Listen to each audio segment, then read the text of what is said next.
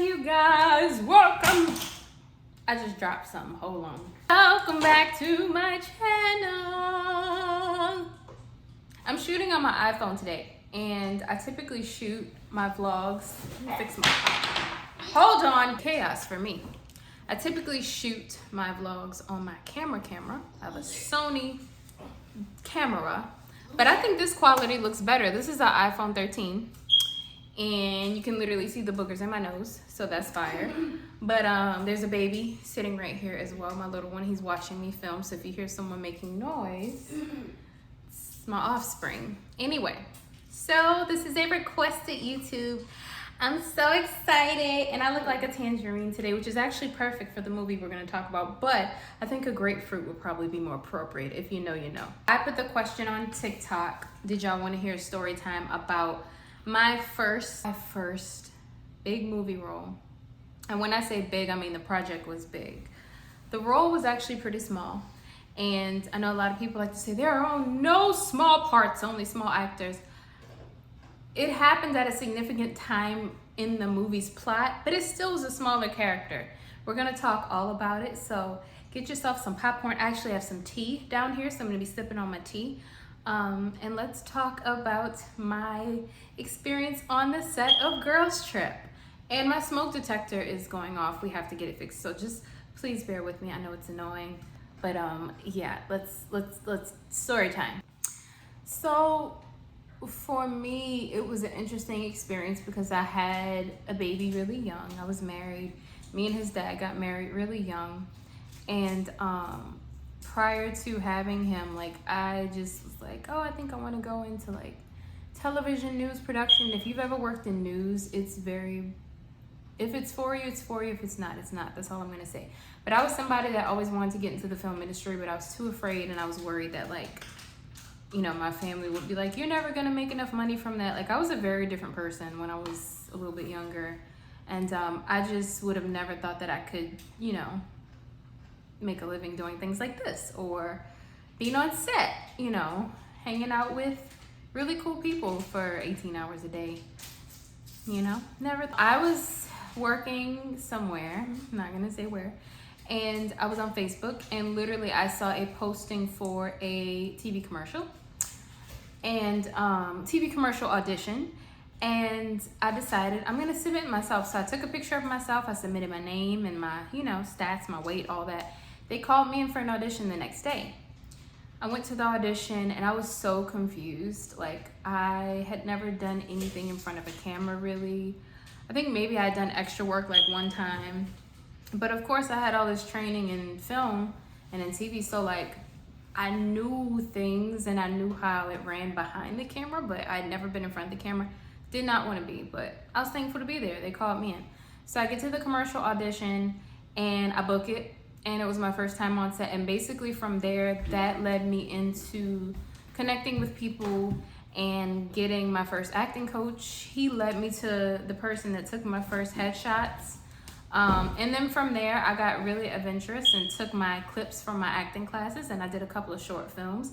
And I submitted all of that to all of these different agents, and they all ignored me, except for one lovely lady who decided to take a chance on me, and she started booking me for a bunch of different things, and I didn't book anything for a while, and I was getting really discouraged. So then I started getting auditions, and all at once I started getting auditions for all these different things. And then I get an audition for a movie called, it was called at the time, and I hope I can say this, Girl Trip. Not girls, just Girl Trip. Movies oftentimes have working titles, which is like the title that they go with during production, and then it changes.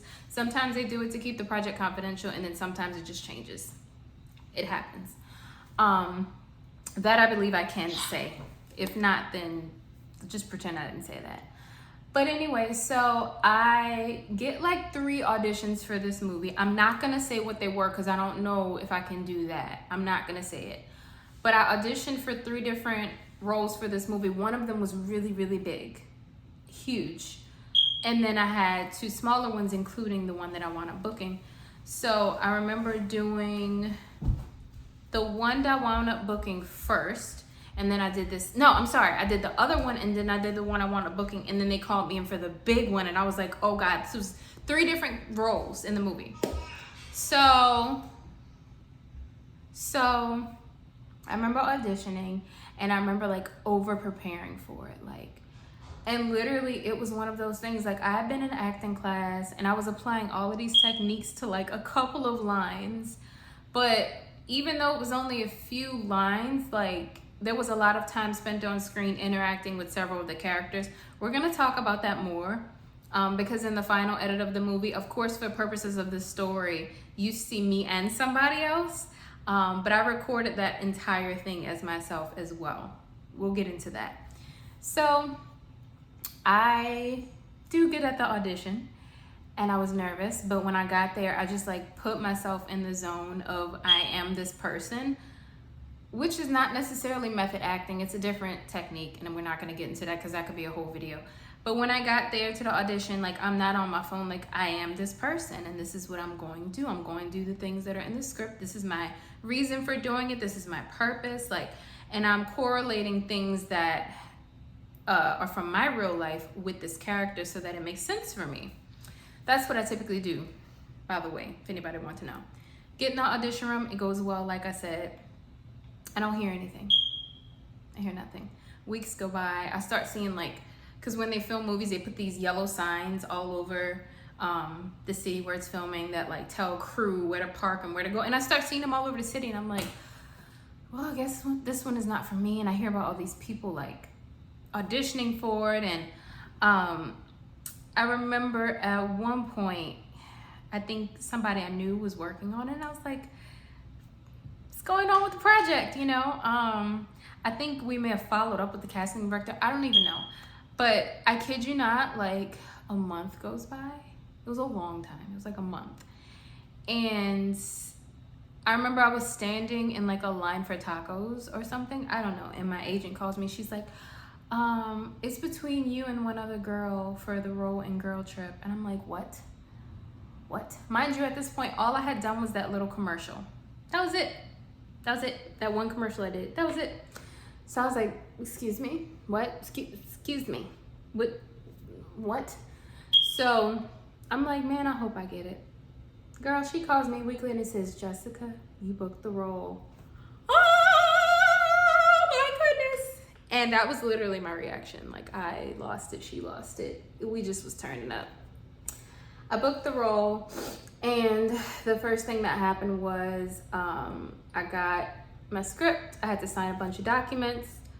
And then I had to do costume fittings on separate days to try on different versions of the outfit. And then finally, like a week later, it was time to go to set. Y'all. Okay, so I want to explain something right now that like has needed some clarification. People look at the role sometimes and they ask like, oh, so you were a background or you were an extra? No.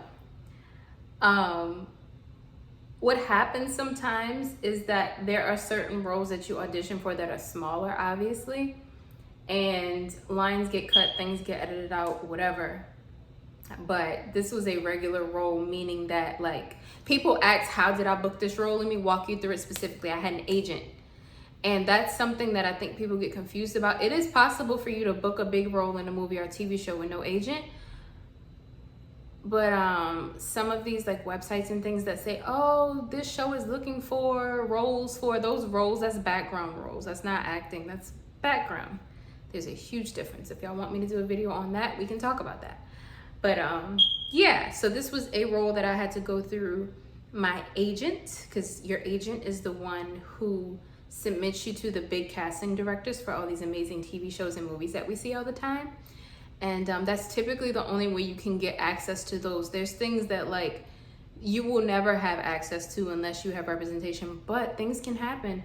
And you know, you hear all the time stories about people meeting casting directors somewhere. It's, you know, you see this person on the street and it's like, oh my God, that stuff happens. Yes, if it is for you, it is for you. But I have to be completely transparent and say that this is how it worked for me. It was my agent. I didn't submit myself. I didn't do anything but show up for the audition and book it. So now that we have that out there. So I get to set, and y'all, first of all, before I even get to set, days before, I had to go do my costume fitting. and I still have it, and I'm not gonna show it because I don't, it's years later, but I just would rather not. I get the whole script. I get the whole script. And me being the nerd I am, I read the whole thing, and it's really good. So I have the original copy of one of the original revisions of Girl Trip, and there's differences, and it's really cool that I have that. And of course it was revised more by the time we filmed. And when you're working on a film or TV show, there's going to be constant revisions, even sometimes the day of shooting that happens. So I have a version of the full script, which is so cool. And that was just trippy to me, going there, and they're just like, here you go, Miss Johnson, here's your script. And I'm like, what? Oh my God. So filming day comes, and I'm gonna try to recount this as good as I can at this point, because it's been a few years now. I get to set, and I'm trying to remember everything because I've been on so many other sets since then. It's been a minute. I get to set, and I get to my trailer. Now, depending on the size of your role, the size of your trailer is going to vary. If you have a smaller role, if you have a smaller role, then you're going to get something called a honey wagon, which is cute, but it's like you walk in, it's like a little trailer. You walk in, and sometimes there's a little TV, there's a sofa area, and then there's a bathroom, and then you have a little closet. Very cute, very simple. A cute place for you to lay down, eat your food, catch up on a Netflix series, study your lines, whatever. So, I'm sorry, my hair is really itchy today. So I get to my honey wagon, and things are moving pretty quickly from what I remember, even though it was going to be a really long day because I got there really early in the morning. And I see my costume hanging up, and I'm just like, oh my God. So I go to try it on, and I'm like, y'all, I can't fit this. It's too big. Like, it was really big at the bottom. So they give me another size, which is a lot tighter, and it's really cute. I think I'm gonna just insert footage at the end. I don't know. I'll probably insert it here maybe, but I don't know. We'll see. So I get in the honey wagon, try on the outfit, whatever, they change it, and then they're like, okay, it's time to go in hair and makeup. So that's typically how it works when you get to set. You get in, they get your breakfast order. I put in my breakfast order because that's like a whole thing on set. I'm a foodie, I'm an eater girl, I eat. But when I go on set, I don't like to eat a whole lot until I'm like done or close to being done, because you feel really bad and really tired, especially when you're wearing something really tight. And a lot of my costumes on these films have been tight anyway. So I put in my breakfast order, which was really yummy, and pretty much you can have anything you want. Of course, within limits if, you know, it's something they don't have. And I don't remember what I ordered, but I ordered something. I start eating my food, and they're like, can you come to hair and makeup? So I go to hair and makeup, and mind you, hair and makeup is this big, beautiful trailer full of hairstylists, makeup artists, like, you know, when you see the behind the scenes of when actors are on TV shows or whatever, and they're getting their hair and makeup done. It's exactly like that. And I sit down, and I look to my immediate, hold on, y'all. Okay, so first of all, if you are here from TikTok, hi. Hi, I'm an actor, and yes, I said actor. Women can call themselves actors, but I'm an actor. I'm an actor. So, Girls Trip. I officially got into the acting biz as an actor in 2016, because fun fact, before that, all of my training, everything is behind the camera. Your girl was trained in TV and film, you know, editing, industry standard editing, directing, screenwriting. That's where all of my situation experience is. I was not a trained actor. Sorry guys, I got a phone call in the middle of this, and it just would not stop. Anyway, so I get to the hair and makeup trailer. Sitting directly next to me is Jada Pinkett Smith. She just chilling on her phone. She like, what's up? I'm like, oh, hey boo, what's poppin'? We're just getting our hair and makeup done together, just us girls hanging out. And then I'm trying to remember. Immediately next to her was Kate Walsh. She was getting something done, hair, makeup, something. Then I think Regina was in there too at the time. But then walks in Tiffany Haddish.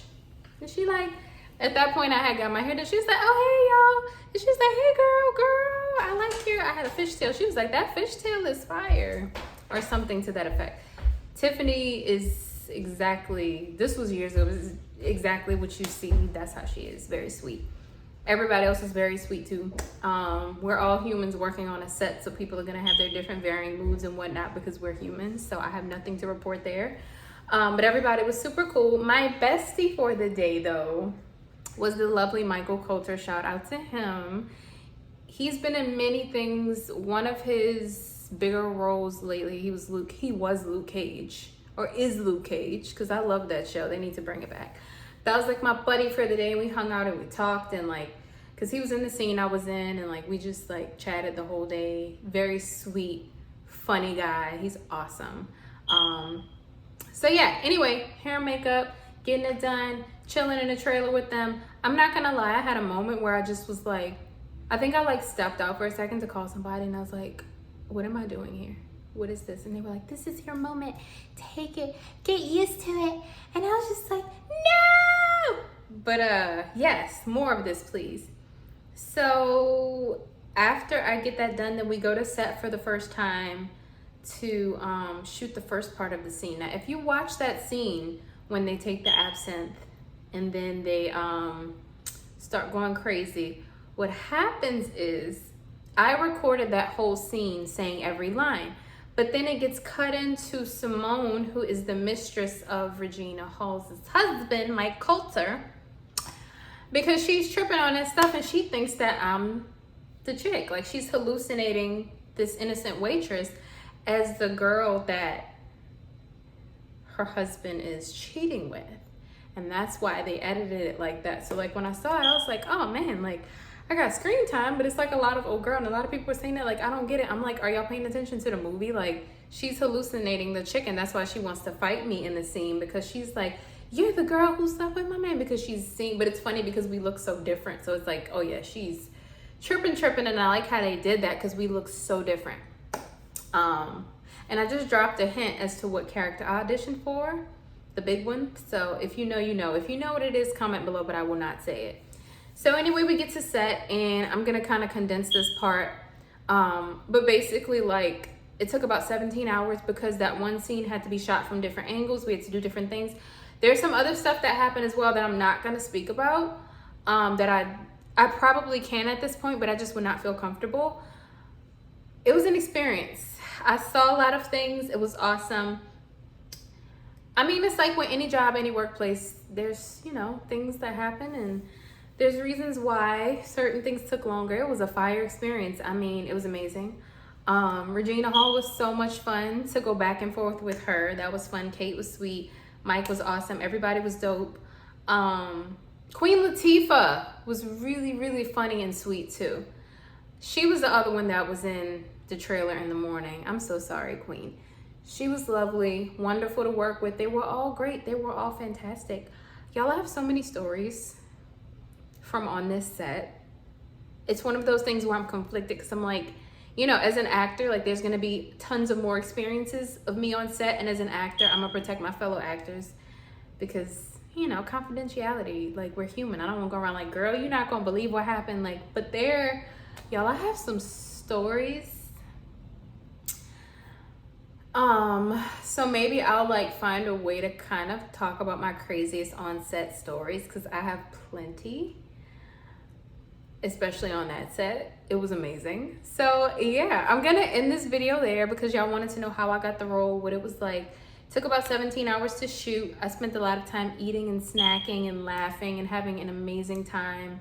I think I almost fell a couple of times because I had heels on and Regina Hall was chasing me away. Like, they don't show it, but they got a shot of me like running. All like, the way the scene was shot was a lot longer than what was shown in the final edit. So this is just a little BTS of like what we shot. This was from far away. You could see kind of how the setup was. I'm gonna try to dig up some more pictures and videos. I have a bunch of them, but yeah.